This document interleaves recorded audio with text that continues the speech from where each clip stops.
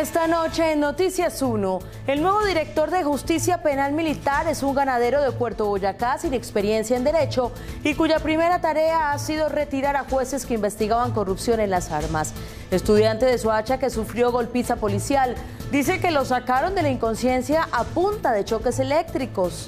Las fisuras del nuevo puente Pumarejo no tienen ningún problema, dice director de Invías. Por desidia, el gobierno se quedó sin cobrar $1 billón al contratista del túnel de la línea. Frente a pregunta de Noticias 1, los candidatos a la alcaldía de Bogotá no pudieron precisar de dónde proviene la financiación de sus campañas. Y en los deportes, Germán Arango.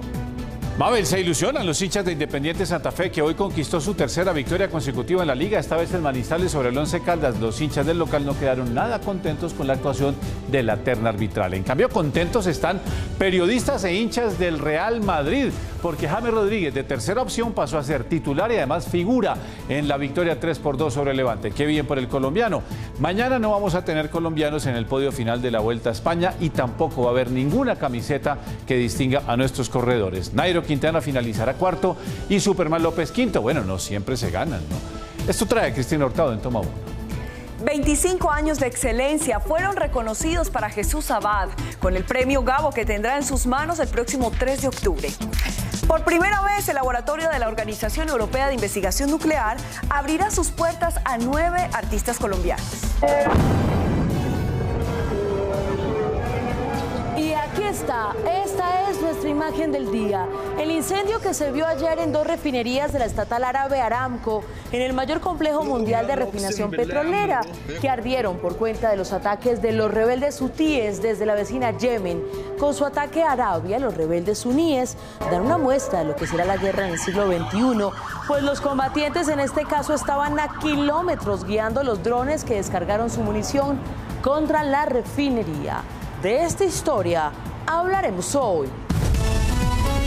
Desde el sistema informativo del Canal 1, este es Noticias 1, emisión central, con Mabel Lara y Germán Arango. ¿Qué tal? Buenas noches, aquí están las noticias del fin de semana e iniciamos. El nombramiento como director ejecutivo de la Justicia Penal Militar de un ganadero de Puerto Boyacá, zona de triste recordación por la guerra, ha llamado la atención de los jueces de carrera por la falta de experiencia de este. Eduardo López Júquer. Mabel, un portal cercano al partido de gobierno reveló lo que parece ser su tarea: enfrentar a la JEP. Un ganadero aficionado a los caballos de paso fino, propietario de estación de gasolina y de una hacienda en Puerto Boyacá, sin experiencia en la administración de grandes presupuestos, ni menos en la rama judicial, fue seleccionado como director ejecutivo de la Justicia Penal Militar por haber reunido los requisitos para el empleo, según certificó el ministro de Defensa Guillermo Botero, quien firmó su nombramiento en abril pasado. Nosotros nos debemos a nuestras fuerzas militares y de policía y allí vamos a estar. Quien así habla es el ganadero y caballista José Alejandro Ramírez Londoño, hoy director de la Justicia Penal Militar, un cargo del que dependen más de 500 funcionarios en todo el país. Tenemos 101 vacantes en este momento. Deberíamos ser 621 funcionarios. Para lograr tan alta posición, Ramírez presentó una hoja de vida llamativa. A pesar de ser abogado, se llama a sí mismo profesional independiente, actividad que, según él, ha desempeñado por periodos de 1, 2 y 5 años, según la reparte en su currículum desde el año 2009, cuando se graduó, hasta 2 meses antes de que el ministro Botero lo nombrara en abril de 2019. No acredita haber ejercido el derecho público ni privado en ninguna época e informa que solo fue sustanciador auxiliar de un tribunal en Antioquia durante 10 meses, un puesto de mediana responsabilidad en un despacho judicial. Y pelear las competencias en casos que claramente son actos del servicio. Al parecer, la tarea de este inexperto director de la Justicia Penal Militar, cuyo presupuesto debe ser multimillonario, como el de la Justicia Civil, que alcanza los 4,5 billones de pesos, es la de enfrentar a la JEP, según lo anuncia un portal de reconocida cercanía con el uribismo gobernante. El abogado Alejandro Ramírez Londoño tiene al frente la responsabilidad de salvar al tribunal castrense de los ataques feroces de la JEP. Su tarea se inició, entre otras labores, ordenando el retiro de varios jueces penales militares, por lo que parece ser una retaliación a quienes enviaron casos de falsos positivos a la justicia civil. Los jueces retirados también adelantaban investigaciones por corrupción administrativa, violaciones de derechos humanos en las fuerzas militares o de policía. La retaliación política fue anunciada por ese mismo portal en junio de este año.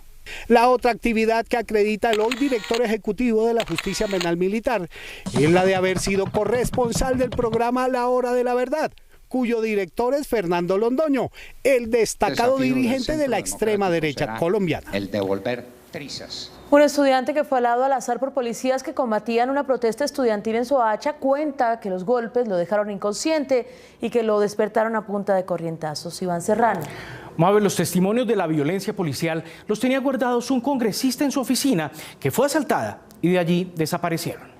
Acá podemos observar cómo los policías están atacando con piedras a los estudiantes de la Universidad de Cundinamarca en Soacha.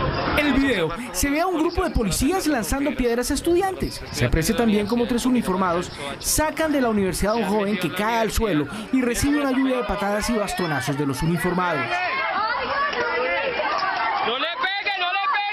El universitario alcanza a avanzar unos pasos y cae de nuevo mientras otros 2 policías lo siguen golpeando. Inconsciente, es arrastrado. La víctima se llama Fabián Cerrato, es estudiante de la Universidad de Cundinamarca y le dijo a Noticias 1 que cuando fue agredido ni siquiera estaba participando en las protestas, sino que salía de clase. Pero apenas yo salí ya, me empezaron a dar puño, pata, bolillazos, de todo. Y pues yo lo único que hacía era protegerme la cara. Por los golpes quedó tendido en el suelo sin poderse mover. Fue ahí cuando un policía decidió reanimarlo con su taser de dotación. En ese momento ya estaba como un muñequito, o sea, ya estaba en el piso, o sea, lo único que tenía eran los ojos abiertos y escuchaba. Sí, o sea, no me podía mover bien. El policía me fue a electrocutar con el taser para que yo me levantara, o sea, como para reanimarme con el taser. Medicina Legal le dio incapacidad de 15 días y en el reporte se describen las heridas sufridas por Cerrato en la cabeza y las quemaduras infligidas con el taser. En un área de 6 por 6 centímetros en la cara anterior lateral, tercio medio del brazo izquierdo, que sugieren uso de arma eléctrica no letal tipo taser. Está para protegernos a nosotros y no pues para atacarnos de esa forma. La semana pasada Noticias 1 reveló este y otros videos y el testimonio del representante Inti Asprilla, quien dijo que iba a poner estos hechos en conocimiento de la Corte Interamericana de Derechos Humanos. Después de la publicación, su oficina en el Congreso fue asaltada, pero lo único que se llevaron fue una tarjeta micro SD donde reposaba la información de las denuncias. Y tras haber denunciado ante Noticias 1 que los jóvenes agredidos brutalmente por algunos uniformados de la Policía Nacional estaban siendo objeto de amenazas para que no denunciaran. La policía de Cundinamarca le dijo a Noticias 1 que ya están investigando a los uniformados que participaron en estos hechos. Hoy el presidente Duque hizo su taller de los sábados en Barranquilla después de que visitara las obras del puente Pumarejo que están a punto de concluir. Juan Fernando Barón. Mabel, hasta hace unos meses se veían unas fisuras en el puente que preocupaban a la comunidad, pero el director de Invías aseguró que ya fueron revisadas y atendidas. En el taller comunitario del presidente Duque que se realizó hoy en Barranquilla, aseguró que de no ser por su gobierno, el puente Pumarejo no podría haber finalizado en diciembre de este año, porque según él, el anterior gobierno lo dejó quebrado. Cuando empezó nuestro gobierno, el puente Pumarejo, el nuevo puente Pumarejo, estaba desfinanciado en más de 100.000 millones de pesos. Hoy le puedo decir, alcalde, que con orgullo, y óigamelo bien también, gobernador, hemos aportado 140.000 millones de pesos para terminar el puente Pumarejo. Aunque durante el tiempo de su construcción, expertos y habitantes del sector denunciaron fisuras en el puente, el director de Invías aseguró que estas no representan ningún riesgo. Cada fisura tiene una identificación, un diagnóstico y un tratamiento, y es previsto desde el diseño, y lo importante es que en la ejecución cada una de esas fisuras sea tratada y sea solucionada de esa manera. Y dijo que es normal que se presenten este tipo de grietas. Son fisuras que se dan y se prevén técnicamente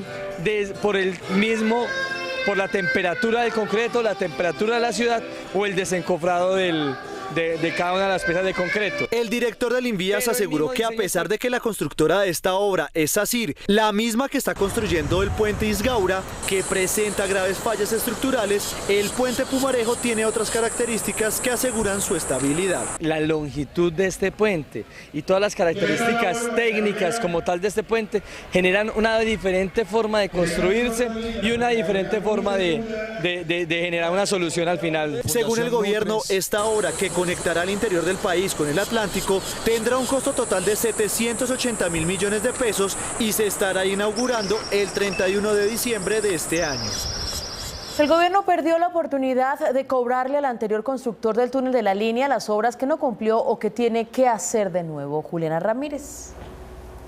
Mabel, el arbitraje se dio por terminado porque el gobierno no pagó a tiempo honorarios y gastos por 1.980 millones de pesos.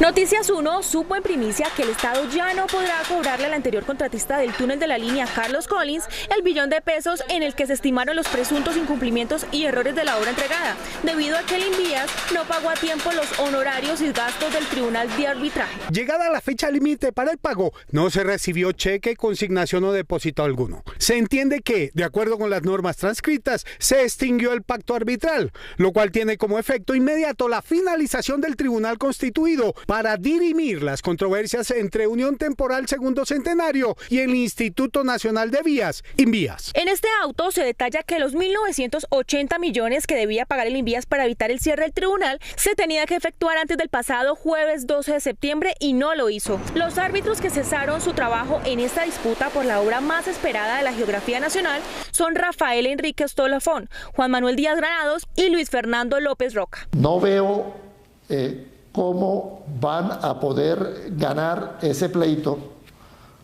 cuando los que incumplieron fueron ellos. La demanda arbitral la inició el contratista Collins en noviembre de 2016, pretendiendo cobrar al Estado por riesgos geológicos y liquidación del contrato 800.000 millones de pesos.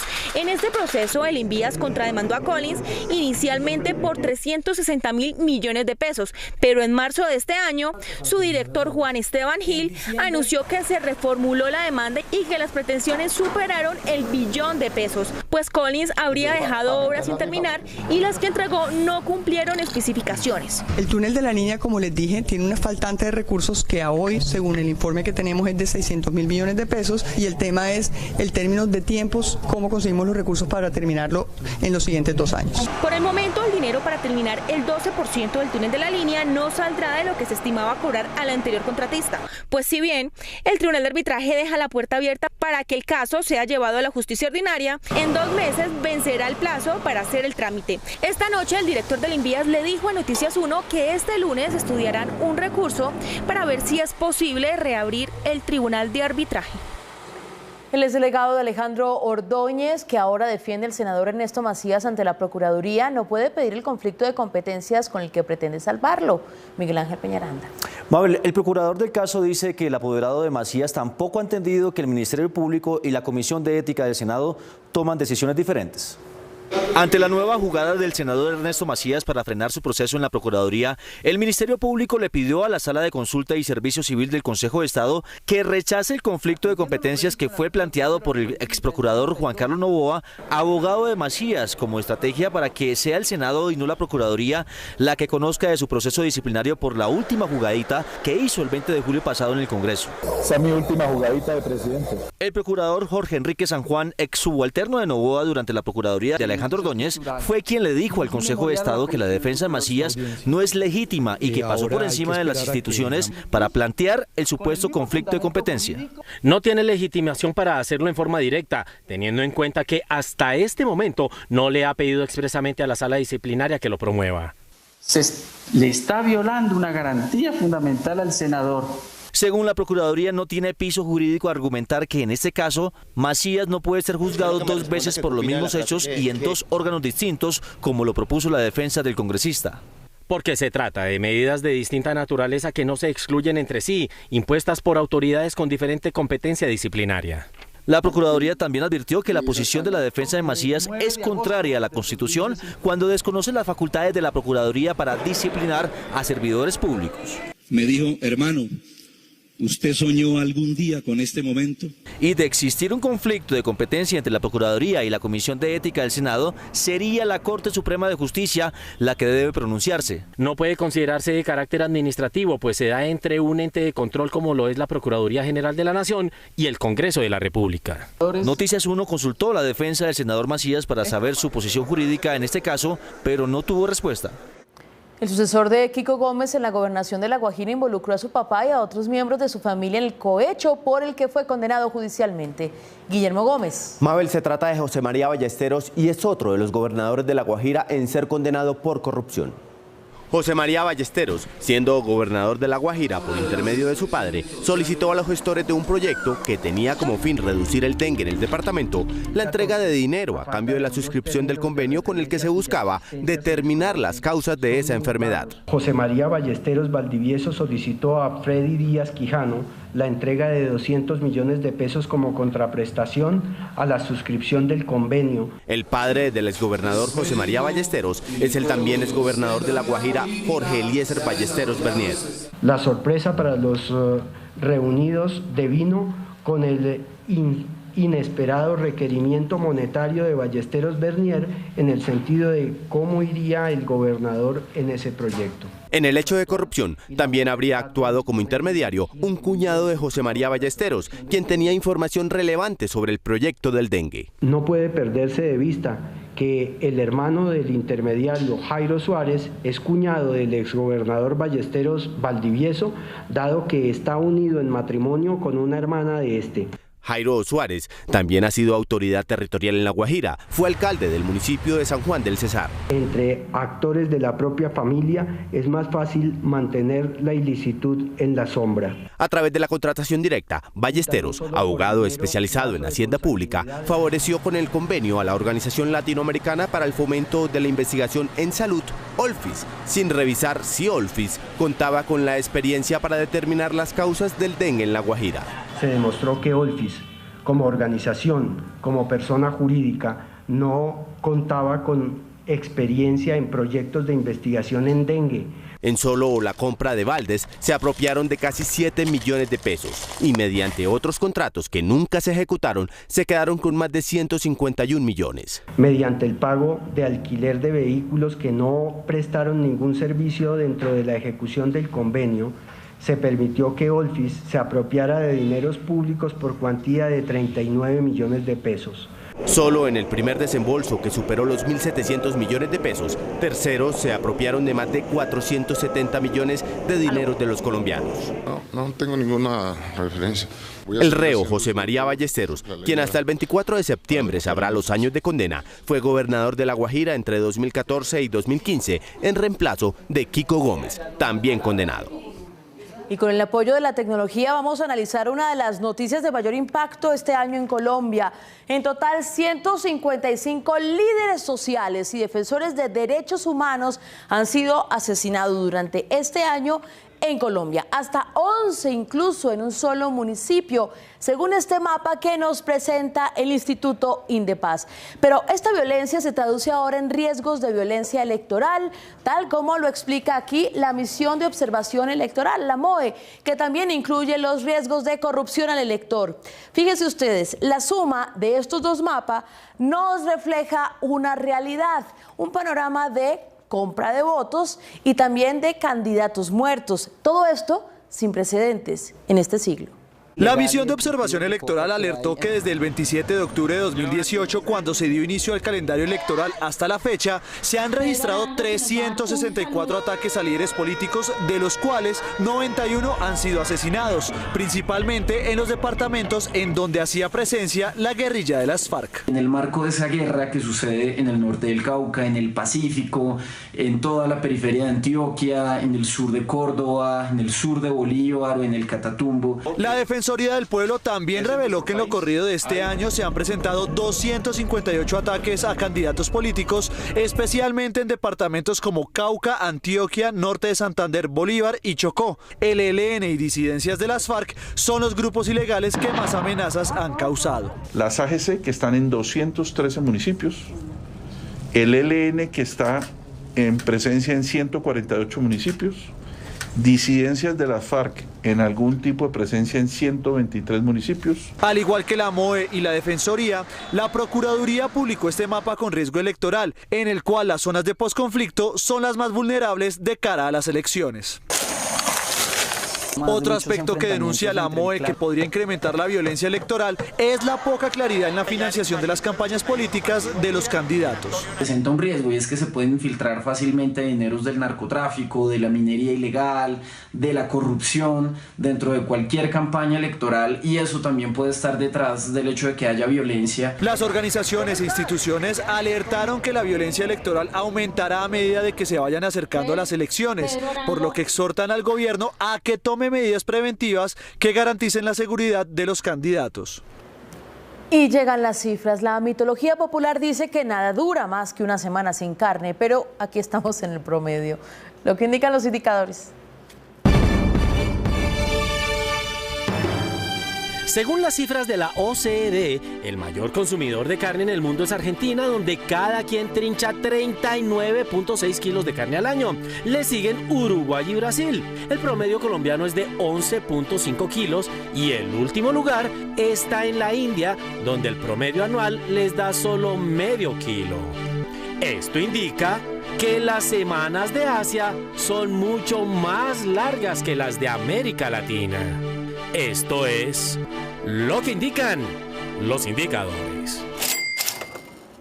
Los indicadores. De 46 vacas incautadas por contrabando que le dieron a custodiar al ejército en Saravena, Arauca, 14 se perdieron dentro del batallón y aún no arranca la investigación. Enrique Tapias. Mabel, el problema es que por el hueco que pudieron haber salido los semovientes, se podría entrar la guerrilla. El pasado mes de julio, en un puesto de control en Cubará, Boyacá, la policía incautó 46 semovientes transportados en 3 camiones con documentación adulterada y aparentemente contrabando proveniente de Venezuela. No coincidían los precintos con los registrados en la guía sanitaria de movilización interna, ni las marcas o hierros que llevaba el ganado con las registradas en las GSMI y poseen características similares a las usadas en la República de Venezuela. La Fiscalía puso bajo custodia del ejército las 46 reses aprehendidas y estas quedaron vigiladas por los militares del batallón Rebeis Pizarro. El 4 de agosto, 3 camiones llegaron a la unidad militar para recoger los 46 bovinos y llevarlos a una planta de sacrificio en Saravena, pero ese día solo subieron a los vehículos 32 animales porque los otros 14 se perdieron dentro del batallón. Después de que se perdieran los 14 semovientes, los 32 que aún quedaban fueron enviados a Saravena, pero 20 minutos después de salir del batallón Rebeis Pizarro, fueron asaltados los camiones que transportaban los animales. Es decir, de 46 reses incautadas, 14 se perdieron en el batallón y las otras 32 se las robaron cerca a la unidad militar.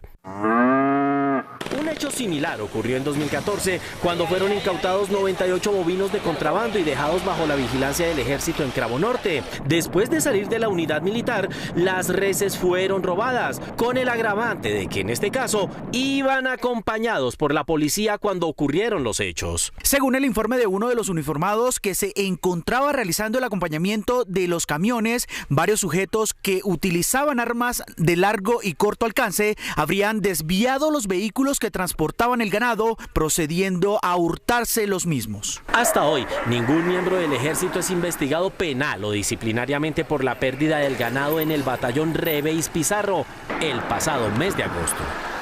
Y los invito a dar un rápido vistazo por el mundo. Mientras que en Hong Kong la protesta anti-China se prolonga, en Arabia un incendio deja ver lo que serán las armas del siglo XXI. Por un ataque con drones, arde la refinería más grande del mundo. Los rebeldes hutíes de Yemen atacaron esta madrugada con drones la planta de procesamiento de petróleo más grande del mundo en el suroccidente de Arabia Saudita, obligándola a detener de forma temporal su producción. El grupo rebelde apoyado por Irán atacó con 10 aviones no tripulados las instalaciones, provocando un incendio en gran parte de la fábrica, aunque desde el Ministerio del Interior de Arabia Saudita se dijo que los incendios en 2 de sus instalaciones ya estaban controlados.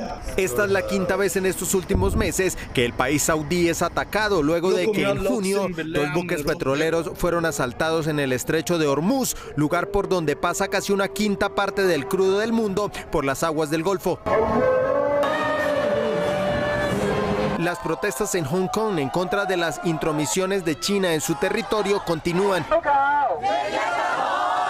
Ahora millones de manifestantes se trasladaron a espacios abiertos para cantar al unísono su nuevo himno, al que llamaron Gloria a Hong Kong.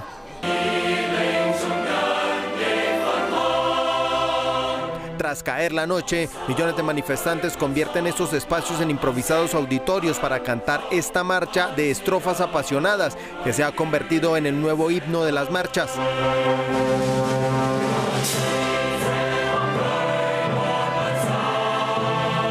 Este nuevo movimiento cuenta incluso con un video en YouTube en el que jóvenes vestidos de negro y con máscaras de gas interpretan la melodía con ritmo marcial.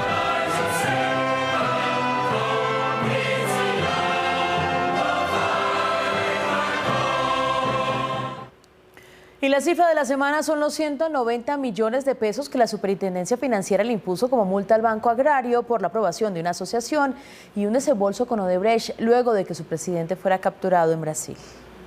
Esta semana la Superintendencia Financiera de Colombia confirmó las sanciones al Banco Agrario por el préstamo otorgado a Ana Belena. En total, la entidad financiera deberá pagar 5 multas que suman 190 millones de pesos, cifra irrisoria si se tiene en cuenta que en 2018 las utilidades del banco llegaron a 247.000 millones de pesos. Hace 4 años, el Banco Agrario concedió un préstamo por 120.000 millones de pesos a Ana Belena, cuyo socio mayoritario era Odebrecht, supuestamente para hacer las obras que recuperarían la navegabilidad del río Magdalena. Según la Superfinanciera, no solo hubo irregularidades en el análisis y aprobación de ese crédito, sino que pese a las advertencias, no se modificó la calificación de riesgo para otorgar dicho préstamo.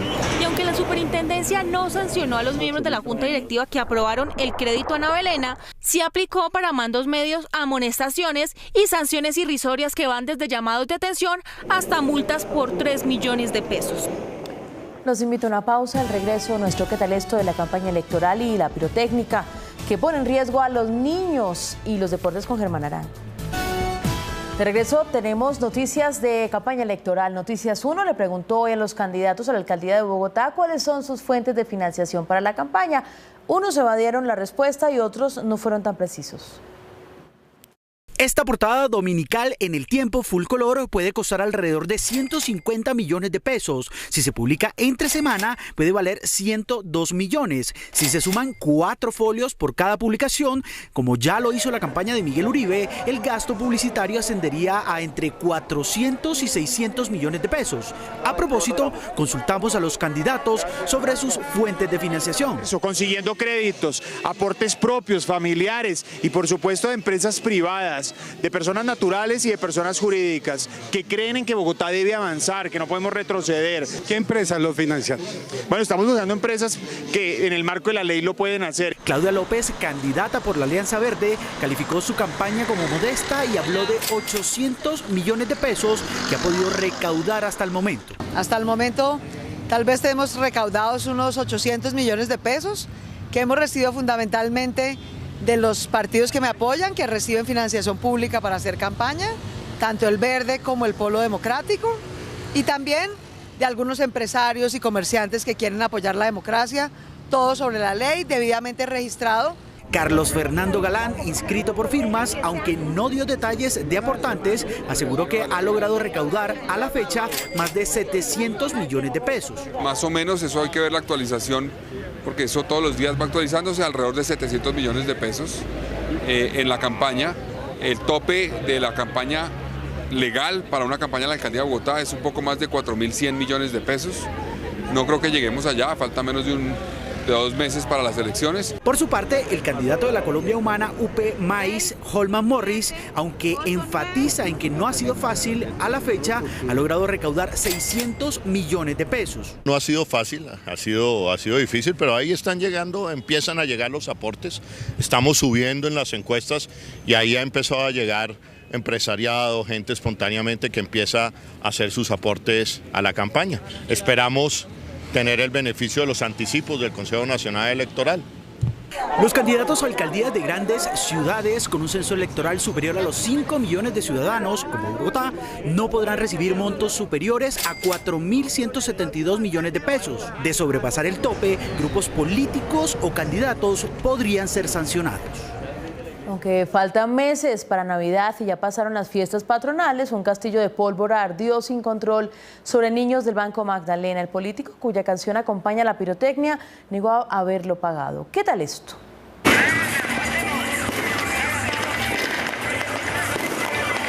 En el video se aprecia cómo el llamado castillo de pólvora empieza a explotar. Debajo de la estructura, 2 niños juegan mientras las chispas caen sobre ellos.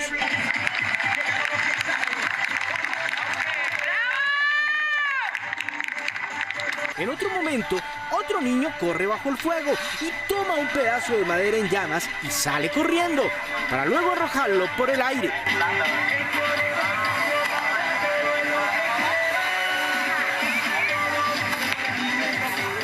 La pólvora sale en todas las direcciones y de fondo se escucha el jingle de campaña de Ronald Flores, candidato a la alcaldía del Banco Magdalena por el partido ASI, con su pegajoso estribillo: Ronald, te da fuego. Ronald me da fuego, un moreno honesto y liderazgo para un pueblo. Los hechos ocurrieron hacia las 5 de la tarde en el corregimiento de Belén, en lo que parecía un acto de campaña de Flores. Ronald es opción de cambio por un banco nuevo. A pesar del riesgo evidenciado en las imágenes, ningún menor resultó herido. Noticias 1 habló con Flores, quien le contó a este noticiero que efectivamente estuvo ese día en Belén en la celebración de las fiestas patronales. Hice casa a casa, visité a las personas en su casa. Llegué donde estaban haciendo una corraleja, pero no entré porque estaban cobrando. Pero negó que su campaña hubiese costeado el peligroso espectáculo. No tengo nada que ver con el castillo de Belén, no tuvo nada que ver porque yo me trasladé a las 6 de la tarde. La culpa no es ni siquiera de ningún candidato, ahí la culpa es del Estado, directamente del gobernante, del alcalde, que no ha tenido la gallardía de mandar un grupo de policía o del ejército que vaya e impidan esa vaina ya. No es la primera vez que Ronald Flores y su campaña está en el lente de la opinión pública del Banco Magdalena. En mayo de este año, durante la celebración del Día del Niño, otro hecho puso con los pelos de punta a los banqueños. Ese día corrió el rumor por el pueblo de que una menor de edad que se encontraba con el equipo de campaña del entonces precandidato Flores fue sorprendida bajo influjos del alcohol y por lo mismo debió ser hospitalizada. Se puso nerviosa y salió corriendo. Flores aseguró que él no se encontraba con el grupo de adultos que ingirieron licor en compañía de la menor. Que yo no estaba ahí en ese momento, que yo no hice parte de esa vaina. Y menos mal que se logró aclarar la situación. Consultado, el secretario de Gobierno de Banco Magdalena le dijo a este noticiero que iniciará las investigaciones para esclarecer quién es el responsable del castillo de fuego que puso en peligro a los menores. Porque en el banco con el ronaldismo yo me la juego. Ronald González dijo que prepara otro jingle cuya letra no menciona el fuego y en síntesis la campaña en el banco continúa con la esperanza de que ningún niño resulte con lesiones que lamentar. Yo también veo Noticias 1, Cristina, y nos vemos mañana con las mejores noticias del fin de semana. Ustedes pueden comentar las noticias en nuestras redes sociales. A ustedes, gracias por elegir la independencia. #, Yo veo Noticias 1. Hasta mañana.